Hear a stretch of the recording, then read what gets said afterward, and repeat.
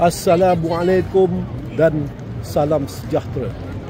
Saya Kapten Syahrudin, S300, dengan sukacitanya menawarkan diri untuk bertanding atas jawatan Presiden di kelab golf yang kita sayangi ini.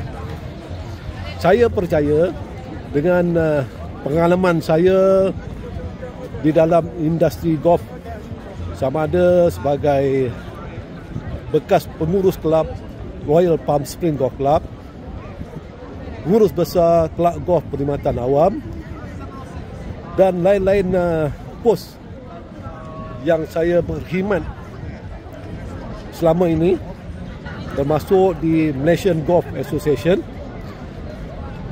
akan digunakan pakai untuk memajukan dan menaik taraf kelab kita ini.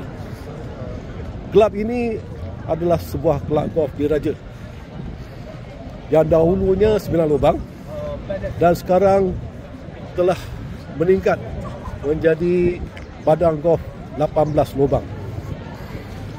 Dengan standard yang ada sekarang ni, saya percaya kita boleh naikkan taraf kelab ini ke standard yang lebih tinggi lagi, ya. Terutama dengan akses yang ada sekarang ni lebih mudah, 18 lubang. Jadi kita boleh gunakan kelebihan ini untuk mendapatkan sama ada dana ataupun pelanggan, supaya kita mempunyai kewangan yang kukuh untuk menaikkan taraf ini, ya. Dengan akses yang lebih baik,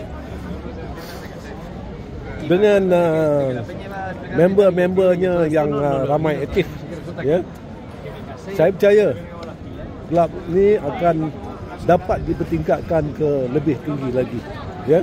Jadi berdasarkan pengalaman saya, ada banyak benda yang boleh dipertingkat dengan mengambil kira faktor-faktor ketelusan,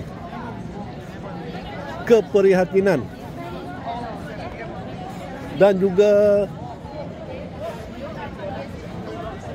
dengan mengambil pandangan-pandangan ahli, ya, yang mana saya rasa sekarang ni banyak kurang.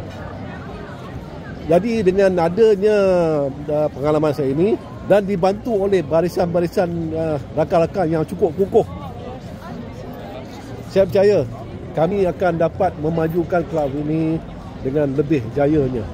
Jadi datanglah beramai-ramai ke AGM ini untuk memberi kami peluang untuk membuktikan apa yang dinyatakan dalam manifesto kami.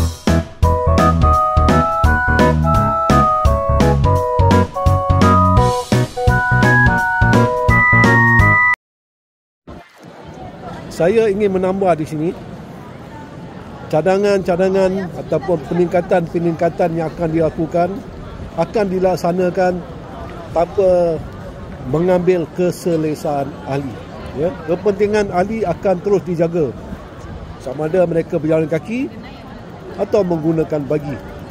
Jadi saya akan gunakan pengalaman luas saya selama 11 tahun di KGPA,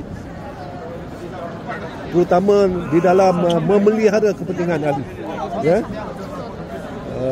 Di samping kita mencari pendapatan untuk memajukan kelab ini, ada caranya, ya, insya-Allah. Saya percaya dengan sokongan rakan-rakan saya, barisan yang akan bersama saya, dan sokongan datuk-datuk, tuan-tuan dan puan-puan, kita boleh bergerak lebih jauh lagi. Jadi datanglah pada mesyuarat agung ini, memberi mandat kepada kami selama 2 tahun.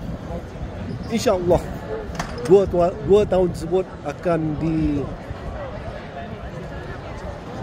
perkhidmatan yang sebaik-baiknya, dengan ketulusan, dengan keprihatinan, dan yang paling penting memenuhi kehendak ahli, ya, memenuhi kehendak ahli, bukan syok sendiri. Jadi marilah bersama kami. Sekian, terima kasih dan selamat bermesyuarat. Assalamualaikum.